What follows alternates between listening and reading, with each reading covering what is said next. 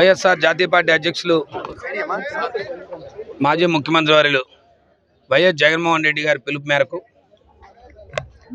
ఈరోజు భీమిలి నియోజకవర్గంలో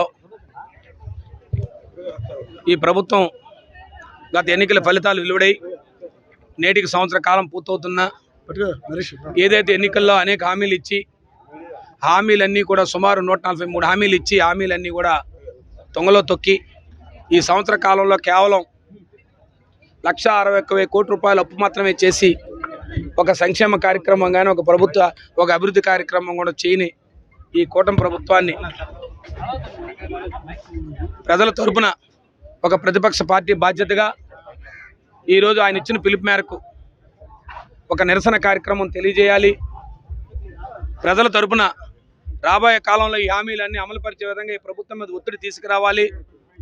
ఒక ప్రతిపక్ష పార్టీగా ప్రజల తరపున బాధ్యతగా ముందుకెళ్లాలనే వారి పిలుపు మేరకు ఈరోజు భీమిలి నియోజకవర్గంలో వైఎస్ఆర్ పార్టీ ముఖ్యంగా కార్యకర్తలు కానీ నాయకులు కానీ ప్రజాప్రతినిధులు కానీ పెద్ద ఎత్తున ఎండను సైతం లెక్క చేయకుండా హాజరై ఆంక్షలు సైతం లెక్క చేయకుండా ప్రభుత్వ పెద్దలు తాలూకా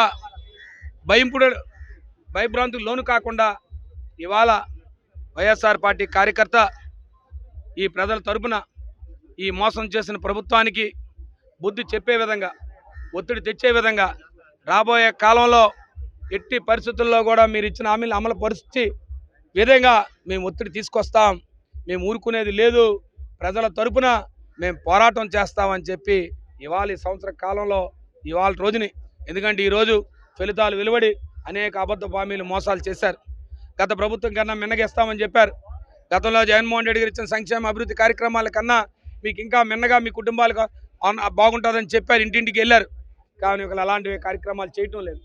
కేవలం మాయ మాటలు చెప్పుకుంటూ ఇవాళ కేవలం మీకున్న కొన్ని పత్రికలు టీవీ ఛానళ్ళ ద్వారా మీ ప్రభుత్వాన్ని పొగుడుకుంటూ ఇవాళ ఏం చేశారు ఈ సంవత్సర కాలం అంటే వైఎస్ఆర్ పార్టీ నాయకుల మీద కార్యకర్తల మీద అక్రమ కేసులు బనాయించడం, వైఎస్ఆర్ సోషల్ మీడియా కార్యకర్తల మీద అక్రమ కేసులు బనాయించడం, ఎవరైతే ఈ ప్రభుత్వంలో చేస్తున్న తప్పుల్ని నిలదీస్తూ సోషల్ మీడియా ద్వారా తెలియజేస్తే వారి మీద అక్రమ కేసులు బనాయించడం తప్ప ఈ సంవత్సర కాలంలో కూటమి ప్రభుత్వం చేసిన ఒక మంచి కార్యక్రమం కూడా లేదు. ఏదైనా చెప్తా ఉంటారు, మేము 3 గ్యాస్ సిలిండర్లు ఇచ్చామంటారు, వెళ్తే 1 గ్యాస్ సిలిండర్ డబ్బు కూడా పడలే. ఇంకొకరు చెప్తారు మేము చెప్పినట్టు పెన్షన్లు ఇచ్చేసామంటారు.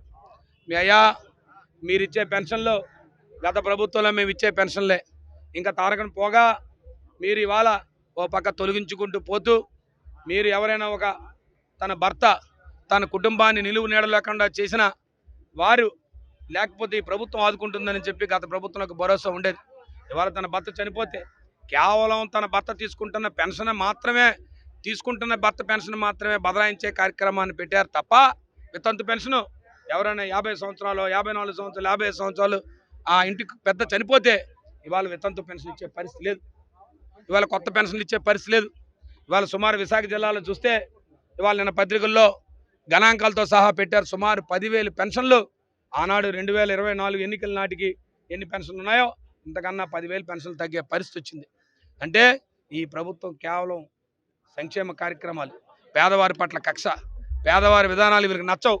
ఇవాళ చూస్తూ ఉంటే మీరు చూసే ఉంటారు, ఇవాళ తెనాలి సంఘటన చూస్తూ ఉంటే కేవలం ముద్రేసి ఒక హరిజన బాలుల మీద కుర్రవాళ్ళ మీద ఇవాళ కేవలం మైనార్టీ కుర్రవాళ్ళ మీద వెనుకబడిన కుర్రవాళ్ళ మీద ఇవాళ దాడులు చేసే కార్యక్రమం, అక్రమ కేసులు కట్టే కార్యక్రమం. కాబట్టి ఈ ప్రభుత్వానికి ఒకటే తెలియజేస్తూ ఉన్నాం, వైఎస్ఆర్ పార్టీ చూస్తూ ఊరుకోదు. మీ మెడలు వంచి మీరు అమలు పరిచేదాకా మీ మెడలు వంచుతాం, లేదంటే ప్రజా కోర్టులో మీకు శిక్ష పడేది, ప్రజలు ఖచ్చితంగా మీకు శిక్ష వేస్తారు రాబోయే ఎన్నికల్లో మీరు చేసిన మోసానికి. కానీ నిరంతరం ప్రజల తరపున పోరాడతామని చెప్పి మరొకసారి తెలియజేసుకుంటూ ఈరోజు భీమిలి నియోజకవర్గానికి సంబంధించి ఎవరైతే ఈరోజు పాల్గొన్నారో ప్రతి వైఎస్ఆర్ పార్టీ కార్యకర్తకి, మహిళా కార్యకర్తలకి, యువకులకి, ఉత్సాహవంతులకి, ప్రజాప్రతినిధులకి, పెద్దలకి అందరికీ కూడా పేరున ఇంత నిరసన కార్యక్రమాన్ని విజయవంతం చేసినందుకు. ఇండియా పాకిస్తాన్ తాజా అప్డేట్స్ కోసం డౌన్లోడ్ చేసుకోండి RTV లైవ్ యాప్.